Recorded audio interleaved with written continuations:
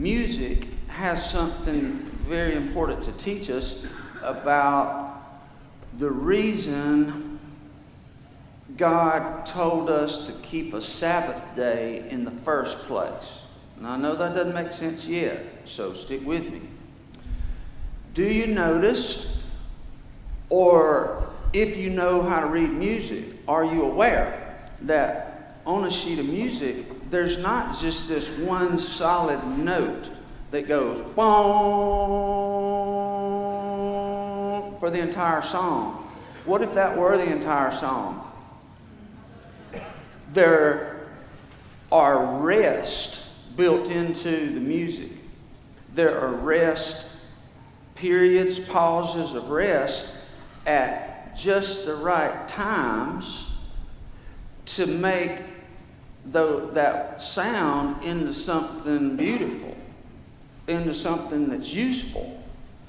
But without any Sabbath, without any rest in your music, in your life, if there were no Sabbath, your life would just be one long bong. And you probably know people who are just one long bong, because it's all sound. They don't feel like they're accomplishing something. See if this sounds familiar.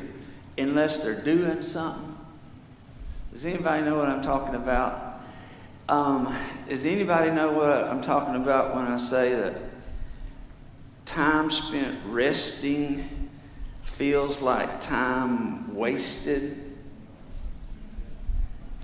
Well, that is unfortunate, because to misunderstand that is to turn your life into one loud blare or one low blare, or to completely give out of air and have to stop playing altogether. Now, more on the Sabbath and where it came from and the people who were first given this command. Many of you know it was given to the children of Israel not long after they were set free from slavery in Egypt. And the Bible says they were in Egypt for 400 years. And it was a 400-year long, it was, because there was no rest for slaves. There were no days off for a slave. Even when the Egyptians themselves had their festivals and holidays and holy days, the brick-making Hebrews just had to keep right on going. And here's why. In the minds of the taskmasters, the slave masters, the Egyptians, Pharaoh in particular, who used the Hebrews to build two of his treasure cities, Pithom and Ramses. In his mind, the only value a slave had was how many bricks he could turn out per day. His entire value as a slave was measured in his productivity. How many bricks can this boy produce per day? And so they drove them hard to produce just as many bricks as they possibly could. And slaves who knew nothing else, who were born in slavery, their parents, their grandparents had been slaves, and for all they knew, their children's children would be slaves. They naturally absorbed the mentality of the culture around them. And the mentality of the culture around those Hebrews was very simple. It was very pitiful. It was sad. But here it is again. Your value as a human being is nothing. You're not a human being. You're a human doing. You're a human doing if you're a slave. And what you're worth, your value is measured entirely by how many bricks you can turn out. Well, that's the way it is in slavery, a slave culture. But Do you know what? There's a little bit of that mentality in a capitalistic culture, isn't there? Or any kind of culture, any kind of economy. Especially among men folks who are traditionally, at least, the breadwinners. More and more you're seeing this among women, but it's always been this way among men. Men, unless they are an exception to the rule, they measure their value entirely by how many bricks they produce, how much money they can make, how many sales they make, how many repairs they make, how many days they've worked, and how many promotions they've gotten, how many pats on the back, all that kind of stuff. You know, that really comes down to the same old mentality that existed in ancient Egypt. Your value is all in how many bricks you can make. And so you do that every day. You eat, no, you don't literally eat bricks, but you think bricks.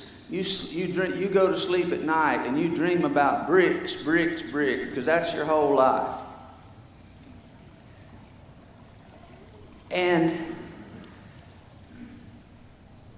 so this is not a new thing, that a whole lot of human beings and human doings in our world really do measure their value entirely by how well they've done professionally. Maybe that's saying it in a broader way that's easier to apply. I know you've seen this and you've heard it pointed out. When two men meet especially, they introduce themselves, shake hands. My name is Joe, my name is Bob. What's the first question? What do you do? What do you do? Again, why do you ask what they do? Because you're going to size them up by what they do. How impressive it is. How many bricks he makes. And so, God rescued a group of slaves from a world like that. He pulled them out of that culture where it was all about your value in brick making. And he said, I'm going to show you a whole new place to live, but also a whole new way to live. I'm going to give you a land of your own. And when you get into this land of your own, there are going to be certain rules you're going to need to keep in order to keep things in balance, to keep your own mental health in balance, and to keep the balance of nature. One of the commands was that every 7 years, you even had to let the land lay out. And people in that time knew nothing about the concept of soil depletion. And so God had to give them just a real straightforward, simple command. Look, every 7 years, let it lay out. They were not yet capable of understanding why that was important. They just were to do it. But with that command, about every 7 years, let the land lay out, don't plant anything there, came something more fundamental. Something that comes down to every individual human being who's been delivered from slavery to a new way of life in a new place. God said, where you're going, you're going to live differently. It's going to be a land where you have potential to become what you're really capable of becoming. Thank God we live in a country that gives us that kind of potential. So many of the people who ever walked this earth did not have that opportunity. The children of Israel had never had that opportunity until they got ready to go into the promised land. And they had to take that land, they had to cultivate it, they had to learn to farm. You think they knew anything about farming? No. come to think of it, do you think they knew anything about anything? No. Did you ever wonder why in the book of Leviticus there have to be 1,013 different rules about itty-bitty little details of life, telling you what to do in every little situation? Why did they need that?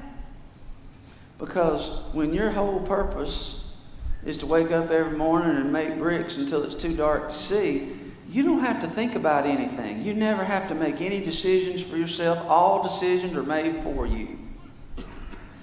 And so when it calls them the children of Israel, that has a double meaning. Yeah, they were the descendants of Israel, but they were also children in terms of their experience.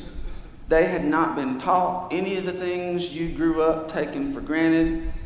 And you notice how in kindergarten or first grade, you got to have about 1,000 rules. Maybe I'm exaggerating. Well, you got to have a half dozen rules just about what to do on the way to the water fountain and back. Because there's so much that can go wrong with a bunch of first graders who are going to the water fountain or the bathroom. That simple little thing. Well, what happens? As we get older, we don't need those rules. By the time you're a senior in high school, they'll just give you a hall pass and you go do your thing and you come back. You're trusted with more. And the scripture says, to whom much is given shall much be required. That's one of the reasons we're not any longer under the law of Moses, but there was a time it was completely necessary. But specifically, it was completely necessary that one of the big laws, not just a little minor tidbit hiding out over on the dark side of Numbers somewhere, it's why a major, obvious commandment had to be about Sabbath keeping. And I'm talking about the commandment that we need to hear just as much as those Hebrew human doings who'd spent their life as brick makers. Exodus chapter 20, verse 8 through 10. Remember to observe the Sabbath day by keeping it holy. See, that's the way you observe it. You observe it by keeping it holy. You know what holy means? We automatically associate holiness with cleanness versus dirtiness. Actually, holy means set apart. Something special, set apart from everyday use. Remember this, observe the Sabbath day by keeping it holy. This needs to be different from every other day. This is a day you focus on things that you really can't afford to spend a lot of time focusing on during the work week. So it goes on. You have 6 days each week for your ordinary work, but the seventh day is a Sabbath of rest, dedicated to the Lord your God. On that day, no one in your household may do any work. This includes you, your sons and your daughters, your male and your female servants, your livestock, and any foreigners living among you. Let me draw your attention back to part of that verse for some of you. This includes you. It includes you. For years when I saw a no trespassing sign, I just assumed that meant other people. You know. When I put one up of my own, I wrote a little sign under it that said, "This means you." Well, I say that because it's mighty easy to read something like that and think, well, that applies to, I can see why they need to listen. I hope they are. This means you. Why does it mean you? Why does it matter for you?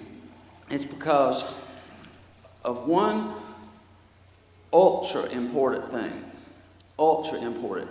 This is true even if you happen to be a workhorse machine and you're one of those people who hardly has to sleep and you really could go 7 days a week. There are people like that. I'm jealous of them. I wish I were like them, but I'm just not. But there are people like that. A lot of them tend to be very successful. You know, you got twice as much energy, and you got twice as much time, and twice as much get up and go. People like that are generally very successful. And that is a good thing. Nothing wrong about that. We're for success. John Wesley used to say, make all you can, save all you can, and give all you can. If you got your priorities right, you make all you can, you save all you can, you give all you can, everybody wins. So I hope all of you make, save, and give all you can. Save, and you'll never have to be dependent on others, that kind of thing. But as you're doing that, there is a tendency, the more successful we are at something, the more our identity gets wrapped up in what we do.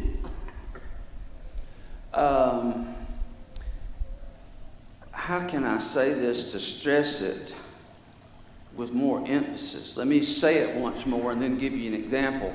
The more successful we are in our work, which is wonderful, which we want, but there comes with everything a danger. See, every coin has two sides. Every coin has two sides. The danger of being successful in your work is that you start thinking you are your work.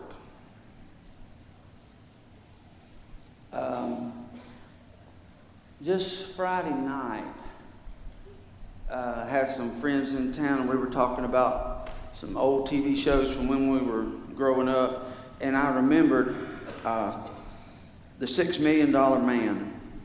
Does anybody else remember The $6 Million Man? Lee Majors, Bonnie. In the 60s, he was on the Big Valley. In the 70s, he was a $6 Million Man. In the 80s, he was the Fall Guy. And I watched an interview with him that was pretty recent. And interestingly, the interview was entitled Growing Old in Hollywood. The $6 Million Man, I don't know if he could quite put out $6 million worth of work the way he used to. He's aged like we all do. But here's what I noticed about the Bionic Man. You can tell he's weaker, obviously. I mean, who wouldn't be? But he's obviously had a whole lot of work done to his face to look just as young as he possibly can. And almost every word that came out of Lee Major's mouth was in some way or another a boast. It was a boast, a brag about what he used to do. And with that kept coming these little insinuations. I could still do it if I wanted to. And he also has I hate to say it because he used to be one of my heroes, but he's got this disappointing jealousy of the new movie stars. Lee Majors used to date Farrah Fawcett, who was it when I was in elementary school. And but you know what he does now? He compares himself to Brad Pitt, who married Angelina Jolie, and they're having custody battles. I noticed last night in the checkout line they're having custody battles. But the kids want to go with Brad, naturally. And before that, he was married to the girl from Cheers. What's her name? Jennifer Aniston.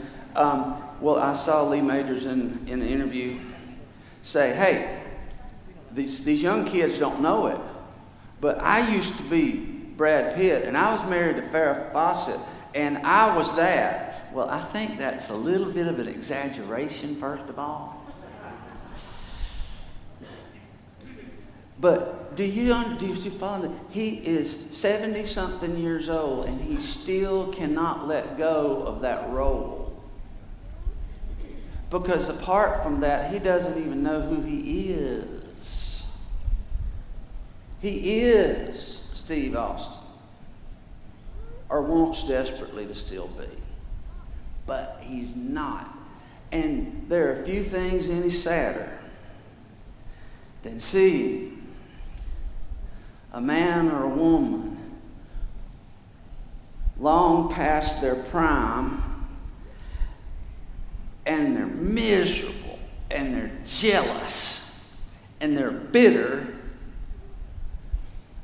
because they can't make as many bricks as they used to. And it kills them. You know why? Because in the mind of Lee Majors, his value is all about how many bricks he can produce. And there comes a time when that will let you down. I'm not telling you this stuff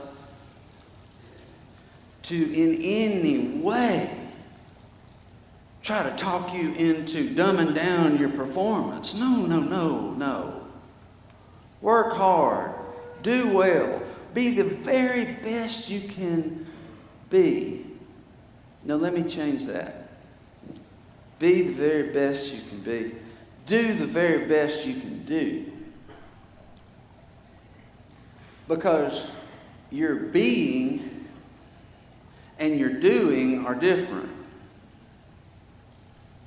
Do the very best you can do at whatever it is you do. But realize that just happens to be what you do. That's not who you are. And the time will come when whatever it is you do, you won't be able to do it anymore. And you'll look at the young folks who still can. And you're going to be jealous and bitter. I'm telling you now, before that happens, remember the Sabbath day to keep it holy. Use the Sabbath day to remind you, as it did the children of Israel, you are not what you do. Now, I said just a minute ago, because I'm programmed by society and by the Army commercial, be all you can be, I said, be all you can be. And that's really not the best wording. I'm not going to argue with that wording. But it implies that what you do is what you are. No, what you do is what you do. All you can be, well, that's who you are. And I'll tell you who you are. You are that person that God knit together in your mother's womb long before you ever did anything. And God knew you then, because that's the real you. You won't be an engineer, the trained kind, or the electrical engineer kind. You won't be a doctor. You won't be a teacher. Whatever you do now, you will not be doing 5 minutes after you're dead.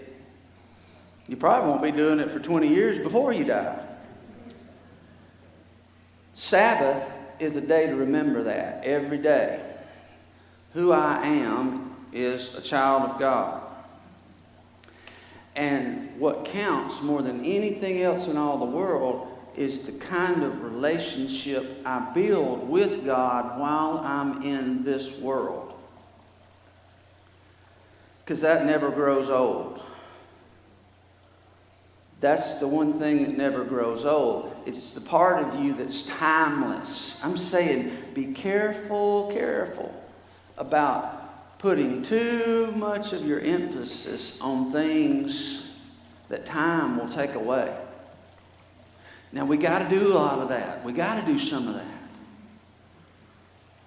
But the whole reason God instituted a Sabbath, it says there needs to be one day when you remember that. Remember who you really are. down beneath everything you've ever done, good or bad, by the way. I need to say something here for people who are not proud of their human doings. Because really the message for you is the same. Maybe you've not been much of a brick producer. Maybe you've had a series of failures in your profession. Things have never quite come together for you for whatever reason. Some things that were in your control and some things that were out of your control. You actually don't feel good about what you did or about what you're doing. This message is just as important to you, if not more. Well, no, there's no need to rank them. They're just important. You who feel you failed in your career, in marriage, if you failed as a parent and now it's too late, and you have all sorts of grief and unresolved guilt about that, over things you did and didn't do, let me say it loud and clear to you. You are not what you did. Whether it was good or bad. Whether you're proud of it or ashamed of it. You're not merely what you did.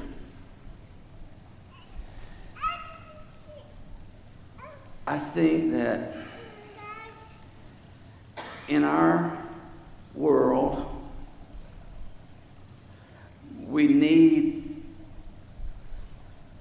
to make a recommitment to this one commandment. We got 10 commandments, right? And the average Christian considers all of them to be important except for this one.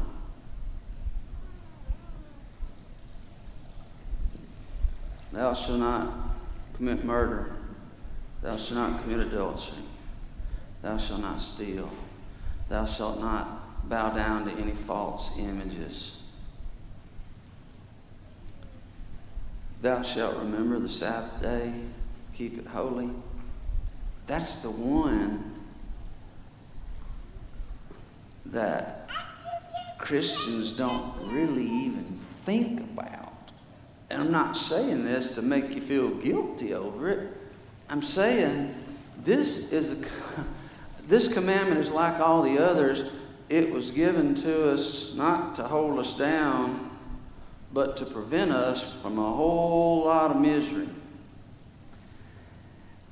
And to ignore this commandment is to set yourself up to get completely out of balance in the way you view yourself and the way you view your value and the way you view the world around you, and to set yourself up for some serious misery somewhere down the road. Go ahead and cut a new path starting today. I can remember my granddaddy Blanton, who was born in 1910, grew up just like all your families did during that time period. Everybody was poor back then. Everybody was country, just about. And they were also very religious people, though. Very devout people. And they would not do anything on Sunday. They were legalistic. It seemed to me they were legalistic about it. When I was a kid, my granddaddy Blanton would not let me fish in his pond on Sunday. And this was a granddaddy that would spoil me in other ways. He would give me too much, if anything, but he wouldn't let me fish on Sunday. Because this is the Sabbath. We won't argue about those days. This was to him the Sabbath. And I've thought about that a lot through the years. Does that mean it's a sin to fish on Sunday? Fish, and that's something you do for recreation. That's a form of rest. That's something you do to unwind. How can that be wrong? Well, here's the answer. In our day, it's not, so long as it's after church. But in his world, in your grandparents' world, fishing might have been fun, but that wasn't the purpose. It was about food. It was just as much about food as slaughtering a hog. Just as much about food as hoeing in your garden. It was about work. And I'm saying they were so committed to keeping that rhythm and keeping that commandment that even as an old man, he wouldn't go there. Now, principles, times change, and so the way things are applied change. But the truth never changes. The principle never changes. And I tell you what, it's much better to be like he was, even if it was somewhat legalistic by our standards, and I stress by our standards. It's better to be like he was and have a day that is set apart for one thing, to rest and remember who I am and who God is. He lived a balanced, healthy life. A lot of us don't. And I know there's a lot of reasons for that. But this is one. So, go fishing this afternoon. Just don't take it too seriously. Rest today. Be thankful that you're not a slave. Be thankful that you were born in the United States, where you got so many opportunities and you can choose to do something with your life that nobody in your family's ever done. So much to be thankful for. In the midst of those blessings, don't ignore the commandments. Jesus said that Sabbath commandment, you weren't made to obey it. It was made to bless you. Let it bless you.